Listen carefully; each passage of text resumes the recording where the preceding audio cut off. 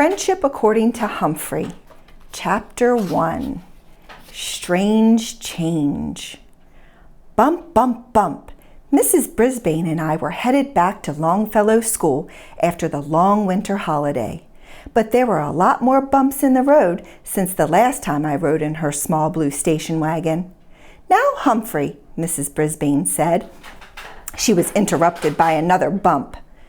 "Don't be surprised, Bump, if there are a few changes, Bump, in room 26, Bump." My stomach felt slightly queasy as I hung on tightly to my ladder, so I had a hard time understanding what she was telling me. What did she mean by changes? While you were home with Mr. Burt, Bump, I came back to school to get things all set. I was home with her husband, Bert, a lot over the holidays, and as much as I like him, I was worn out from running mazes a couple of times a day.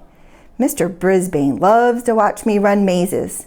At least back in school, I could catch 40 winks once in a while, and since I am a classroom hamster, I belong in the classroom. My stomach calmed down a bit and Mrs. Brisbane pulled her car into a parking space.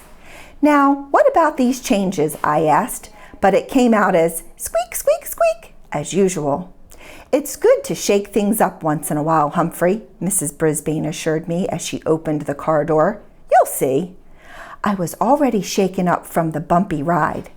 Then a blast of icy wind made me shiver, and I couldn't see a thing because Mrs. Brisbane had thrown a wool scarf over my cage. I didn't mind as long as I was on the way back to my classroom, where I'd see all my friends again. Just thinking about them gave me a warm feeling. Or maybe it was the heat from the school furnace as we walked into the front door. "Hi, Sue. Are we on for today?" a familiar voice called out. I couldn't see Miss Loomis, but I recognized her voice. Miss Loomis taught a class down the hall. She was also Mrs. Brisbane's friend. "Sure, Angie. How about after morning recess?" "See you then," said Miss Loomis. Finally, Mrs. Brisbane set my cage down in room 26 and removed the scarf. When she did, I was in for a shock. Something unsqueakable had happened to my classroom. For one thing, the tables faced the wrong direction. They used to point toward the front of the room. Now they were sideways. Instead of being arranged in neat rows like before, the tables were clumped together in groups. Mrs. Brisbane's desk had moved to the corner of the room. Pictures of people I'd never seen before replaced the happy snowmen and had covered the bulletin board in December. I was so dizzy from all the changes, I didn't notice the room filling up until Lower Your Voice AJ yelled, "Hiya, Humphrey," as he came out of the cloakroom. Soon my other friends stopped by to say hello. "Did you have a good vacation?" asked Miranda Golden. Miranda is almost a perfect human. That's why I think of her as Golden Miranda. "My mother says to tell you hi." "Speak up, Saya," said in her sweet, soft voice. "Hey, Humphrey Dumpty," Garth shouted. That made Gail snicker, but I didn't mind. She laughed at everything. At that moment, the bell rang. "Class, look at your names, and please take your seats now," Mrs. Brisbane said. There was a lot of thumping and bumping as my classmates located their new seats. Now I had a better view of some of the students who used to sit on the opposite side of the room, like "Don't Complain, Mandy Payne," "Sit Still, Seth Stevenson," and I heard that Kirk Chen. Maybe it is good to shake things up once in a while. Then I noticed something odd. There was a stranger in room 26, sitting near Saya, Gail, and Kirk. "Mrs. Brisbane, she doesn't belong here," I squeaked out loud. "She's in the wrong room." Maybe Mrs. Brisbane didn't hear me.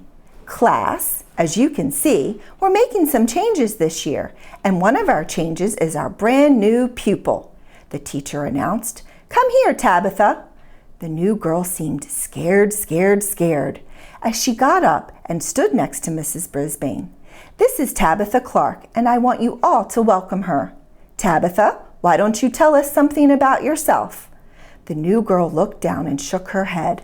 Mrs. Brisbane quickly turned back to the class. "We'll do that later. Now, who would like to be in charge of showing Tabitha around today? Me, a voice called out. Of course it was Raise Your Hand Heidi Hopper, who always forgets to raise her hand. Hands please, Heidi. I think Mandy had her hand up first. Mandy, will you be Tabitha's buddy? I expect each of you to introduce yourself to Tabitha and include her in your activities. She turned to the girl. I know you'll make a lot of good friends in room 26. You may sit down now. The girl kept staring down at the floor as she returned to her seat. She looked as if she needed a friend. I was so busy watching her, I only half listened to what Mrs. Brisbane was saying. She was really talking about poultry. Oh, was she really talking about poultry? After all, this is Longfellow School, she said, and I hope you know Henry Wadsworth Longfellow was a famous American poet. Poetry! Nothing to do with chickens or turkeys, thank goodness. I'd have to admit I'm a little scared of things with feathers ever since my early days of Petorama. I still have nightmares about a day a large green parrot escaped and flung himself at my cage, screeching, "Yum, yum, time to eat, Bawk." He was still squeaking as Carl, the store clerk, carried him away. That unpleasant memory was interrupted when someone blurted, "I'm a poet and I don't know it. My feet show it. They're Longfellows." "I heard that, Kirk," said Mrs. Brisbane. "Now, I was saying, much of this term will be spent reading and writing poetry." The groans were loud. I guess some people were afraid of poetry, even without feathers. Seth squirmed in his seat and pretended to pound his head on the table. "Poetry," he moaned. "Sit still, Seth," said Mrs. Brisbane. Sitting still wasn't easy for Seth. Now he was practically right in front of me. I could see him wiggling and jiggling in his chair, which made Gail Morgenstern laugh. "Stop giggling, Gail," Mrs. Brisbane warned. Gail stopped giggling and started hiccuping. "Please go get a drink of water," Mrs. Brisbane told her. She turned to the new girl. "Tabitha, please put that toy away." Everybody stared at Tabitha, including me. She was cradling a scruffy stuffed bear in her arms. The gray bear had cotton coming out of his ears and wore washed-out blue overalls with a button missing. Even his smile seemed a little faded. "Now, please," said Mrs. Brisbane.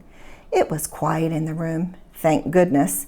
I'm afraid if Gail had been there, we would have heard peals of laughter and heaps of hiccups.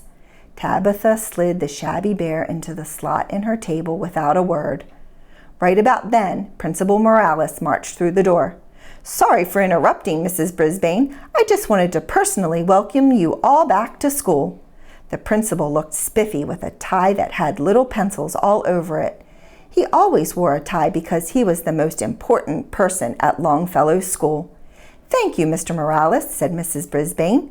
"We have a new student, Tabitha Clark, and a whole new setup for our class, as you can see." Welcome, Tabitha," said the principal. "I'm sure you'll love it here in room 26. I'm glad to see that our friend Humphrey is back as well." He walked all the way across the classroom to my cage. "Glad to see you," I squeaked in my loudest squeak. "Hi, old pal," he greeted me. He turned back to the rest of the class. "You can all learn a lot from Humphrey, and I wish you a very successful semester." After he left, I turned my attention back to Tabitha. She was still staring straight down. I couldn't see her face clearly, but it was almost as red as her copper-colored hair. I guess I'd watched her a long time because suddenly the recess bell rang.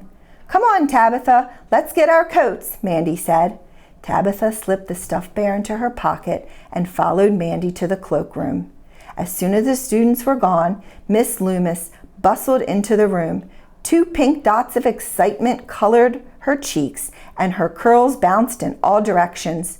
"Are you ready? Should we do it?" she asked Mrs. Brisbane excitedly. "Why not?" my teacher answered. "I'll make room for him now." They walked over to the table in front of the window where my cage sits. "Sure, he'll fit right here," said Miss Loomis, pointing to a spot near my house. Mrs. Brisbane slid some of my supplies down to the end of the table. Now, you're sure he's not a lot of trouble? Oh, no, not nearly as much trouble as a hamster, Miss Loomis answered. What? Not nearly as much trouble as a hamster. Since when have I caused any trouble in room 26? Since when did I not totally dedicate myself to helping my classmates and teacher? Surprisingly, Mrs. Brisbane didn't correct her. I was about to squeak up for myself when the bell rang again and Miss Loomis scurried out of the room. I wondered who wasn't as much trouble as I am. He, Miss Loomis said. He who? Curiosity made my whiskers twitch and my paws tingle. My fur was practically standing on end as the tables filled up. I saw Tabitha slip her bear out of her pocket. Heidi saw it too and rolled her eyes at Gail, who almost giggled but managed to stop herself. Now, class, I told you there were some changes in our room this year, Mrs. Brisbane announced. Another of the changes is a brand new classroom pet. I think he'll add a lot to room 26. A new classroom pet? Why did she want a new classroom pet when she already had a wonderful, terrific, perfect classroom pet, namely me? Was I being replaced? Miss Loomis entered carrying a large glass tank. I couldn't see what it was because my classmates were standing up, craning their necks, oohing and eyeing and chattering away. "It's a frog!" shouted Heidi. Miss Loomis set the glass box right next to my cage. Now I could really see some water, rocks, and something green and really, really, really lumpy. "Meet our new frog," said Mrs. Brisbane. "Miss Loomis, will you tell us about him?" Well, boys and girls, as you may know, we have a frog in our classroom. His name is George, and he's a bullfrog. Right before the holidays, one of our students brought in this frog to keep George company. We named him Og the frog. Unfortunately, George didn't like Og, and being a bullfrog, George let us know he didn't like Og by making a lot of noise. And that upset Og, I guess, because he would leap and splash all day long while George was croaking. My classmates laughed, but I didn't. On the one paw, I could see why George didn't want another frog to compete with. On the other paw, croaking at Og wasn't a very friendly way to act. With all the noise, we were having so much trouble getting any work done, Miss Loomis continued. So I asked Miss Brisbane if your class would like to have Og, and she said yes. He's a very quiet frog. Do you like him? My friends all yelled yes, everyone except Tabitha, who was secretly petting her little bear. Somebody went ribbit, ribbit in a funny croaking voice. It wasn't the frog. I heard that, Kirk. That's quite enough. Og can provide the sound effects from now on. I think he'll be a nice friend for Humphrey, Mrs. Brisbane said. A friend for me? At least he wasn't my replacement. Whew! But I was already friends with every single person in room 26, so she really didn't need to find me another one. Still, I didn't want to act unfriendly the way George had. After Miss Loomis left, Mrs. Brisbane let the students have a closer look at Og. Seth tapped on the glass. "Don't do that, Seth," the teacher warned him. "You'll frighten him." "He doesn't seem frightened of anything," Miranda observed. "I think he's smiling," added Kirk. "That must mean he's hoppy." For once, Gail didn't giggle, which seemed to bother Kirk. "Get it? Hoppy? Happy?" he tried to explain. Gail rolled her eyes and groaned, which didn't make Kirk hoppy at all. Mrs. Brisbane called the new girl. "Come see Og, Tabitha." Tabitha stared down at her table and shook her head no. "Come on, Tabitha." Mandy sounded impatient. Again, Tabitha shook her head. "She hasn't wanted to do anything all day," Mandy grumbled. "Mandy," Mrs. Brisbane warned. "Is he really a frog?" Richie stared hard at Og, who stared right back. "Don't frogs live in water?" "Some do," said Mrs. Brisbane. "And some frogs live in trees. Og is a common green frog. He likes to live near the water, but not in it. That's why he has a tank that's half land and half water. A common green frog didn't sound very interesting, but Og had certainly attracted the attention of my classmates. "Can I take care of Og?" AJ asked loudly. "Lower your voice, AJ," said Mrs. Brisbane. "We will all take care of him." Once the students returned to their seats, Mrs. Brisbane held up a book on the care of frogs. "We'll have to study this," she explained. "Taking care of Og will be quite different from caring for Humphrey. After all, Humphrey is a warm-blooded mammal. Og is a cold-blooded amphibian." "Amphibian? That's nothing like a mammal." The very word made my warm blood run cold. I hoped that she would never, ever put that word on a spelling test. Mrs. Brisbane looked through the book. "Ah," she said, "it says that the common green frog is a medium-sized frog with a calm nature. It makes a distinctive thwanging sound. Boing." I almost fell off my ladder. What on earth could that noise be? Then I heard another sound, the laughter of my classmates. "That certainly is a distinctive thwanging sound," said Mrs. Brisbane, looking puzzled. Boing. This time the noise was clearly coming from the frog. What kind of way is that to talk? Aren't frogs supposed to say ribbit?" Mrs. Brisbane turned towards Og's glass box. "Thank you for the demonstration, Og." Then I heard boinga, boinga, boinga, and it didn't come from the frog. "I heard that, Kirk Chen," said the teacher. She continued to talk on and on about amphibians and their life cycle. "What does he eat?" Heidi called out. "Hands, please, Heidi," said Mrs. Brisbane wearily. "Mostly insects. Miss Loomis gave me a container of crickets." "Cool," said Kirk. Everybody else in the class groaned, "Ew." When I finished gagging, I squeaked, "Live insects?" Not that anyone was listening to me, especially not Og, who calmly sat there doing absolutely nothing. At the end of the day, the students gathered up their books and coats and filed past our table. At least half of them said, "Bye, Og," or "Catch you later, Augie." Not one of my classmates said goodbye to me. I guess they all forgot. Mandy stayed for a minute after class. "Mrs. Brisbane, you told me to be friendly to that new girl, but she isn't very friendly back." "Don't complain, Mandy," said the teacher. "It's not easy to be the new kid in the classroom. Put yourself in her shoes. Give her some time. After all, we've got the whole semester ahead of us." A whole semester ahead of us, and I had to spend it with a frog? Mrs. Brisbane had shaken things up all right, and I felt queasy all over again. The better part of one's life consists of his friendships.